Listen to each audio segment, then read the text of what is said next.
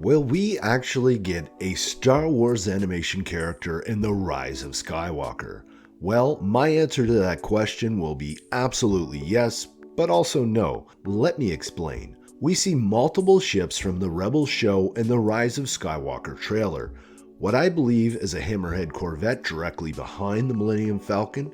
To the right of the Falcon, we also see what could be the Ghost, or at the very least a VCX-100, and what looks like the Shadowcaster Ketsu ship, a Lancer-class pursuit craft, directly behind the Millennium Falcon. That's a ship, by the way, that is so fast that it could give the Falcon a run for its money, but I digress.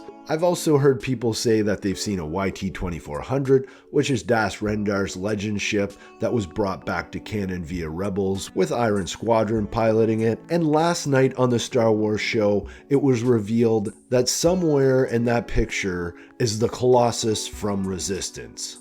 But that said, what exactly did I mean when I said animation characters will and won't be in The Rise of Skywalker? Well, as I said in my reaction video, there are already so many characters in this movie, so none of the animation characters will have a significant part because JJ is going to have a difficult time finding screen time for all of these characters as it is. But with so many Star Wars fans working on this film, I think it's totally possible that we will have animation characters show up in the background at the Resistance base we saw in the trailer. Or at the very least, we will hear from them during a space battle or again at the Resistance base. Most likely, this will be something like what happened in Rogue One where they call General Hera over the loudspeaker.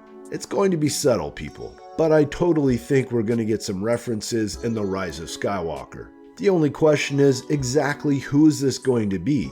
I mean, Hera Syndulla, she already got mentioned in Rogue One. Will she show up in this movie as well? Well, she is part of the Alphabet Squadron novel, so the chances are that she could. I've seen a lot of chatter online about Jacen Syndulla being at that Resistance base. That's just something I could definitely see happening. Ketsu is someone else that we could definitely see at the Resistance base.